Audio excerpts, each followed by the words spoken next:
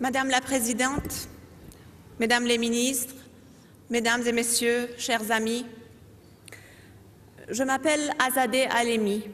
Je suis née en 1979, l'année de la révolution iranienne. Cela fait 23 ans que je vis en France. Je suis mère de 3 enfants et je poursuis mes études en droit. Mais aujourd'hui, à l'occasion de la Journée internationale de la femme, je voudrais vous parler d'une autre femme. De cette femme que j'ai connue depuis que j'ai ouvert les yeux au monde, avec laquelle j'ai vécu chaque instant de ma vie, bien que je ne l'ai plus vue depuis 17 ans. Par où commencer? Des premières images que j'ai d'elle, alors que je n'avais que 3 ans, dans les geôles du régime de Khomeini, des moments où ma mère était sous la torture et ses amis essayaient de détourner mon attention en jouant avec moi. Ou plus tard, lorsqu'elle était toujours en prison, mais je n'étais plus avec elle et j'allais lui rendre visite. Je me rappelle avec quelle difficulté elle essayait de me dissimuler ses jambes, sans doute déchiquetées par les coups de fouet. Je peux aussi vous parler de ce moment où on a pris ensemble le chemin de l'Exode, aussitôt après sa libération, pour rejoindre la résistance iranienne à Ashraf.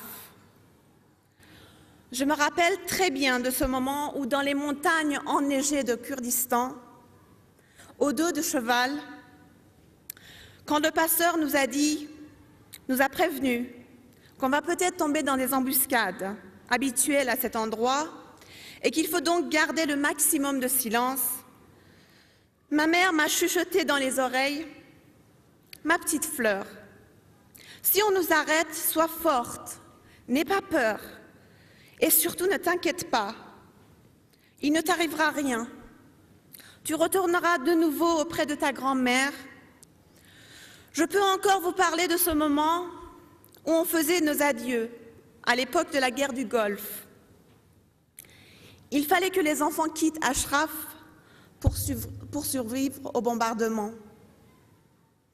Elle m'a regardée dans les yeux et m'a dit avec beaucoup d'amour: « Tu sais à quel point je t'aime et que tu es toute ma vie. Sais-tu pourquoi je dois me séparer de toi et continuer ma lutte ? Pour que plus jamais des enfants iraniens ne souffrent de l'absence de leurs parents emprisonnés, pour que plus aucun enfant dorme le ventre vide, et pour qu'enfin tes enfants puissent vivre un jour dans un Iran libre et démocratique. »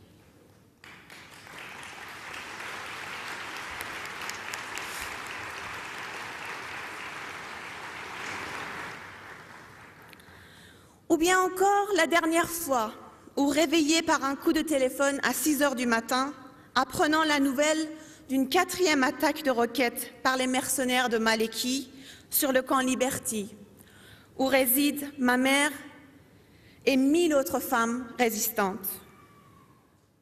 Les images fortes et émouvantes ne manquent pas, mais je préfère vous évoquer le sentiment qui existe au plus profond de mon âme.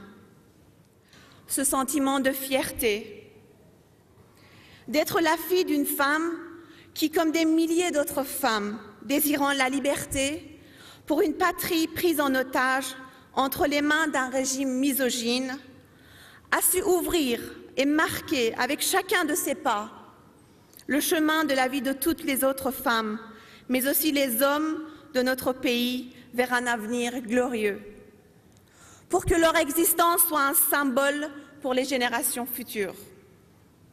Certes, les douleurs ne s'effacent pas, mais tout au long de ma vie, j'ai vécu le bonheur d'être aux côtés de cette génération de femmes et avoir eu la chance de faire quelques pas avec elles. Madame la Présidente, je suis fière d'être à vos côtés en tant qu'un humble membre de cette génération qui est née de votre combat.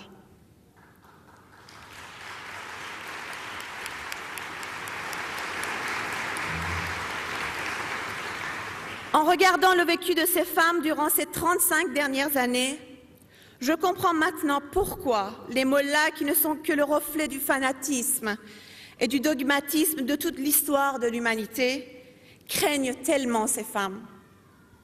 En effet, les femmes, qui à leurs yeux d'intégristes ne sont même pas considérées comme des objets, encore moins des êtres humains, ne l'ont jamais lâché depuis toutes ces années.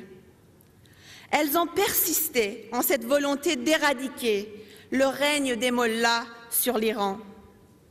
Et je pense qu'elles n'en sont pas très loin.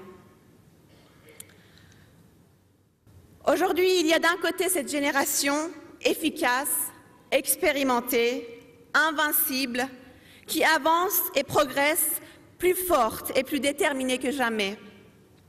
En face, le front de l'intégrisme et un régime aux abois qui, chancelant et désintégré, vient de boire sa dernière portion de poison.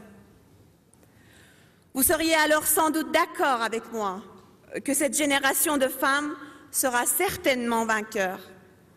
Et je suis sûre que dans un avenir très proche, ces femmes accéderont à leur vraie place, celle de diriger et de construire la société iranienne de demain. Je vous remercie.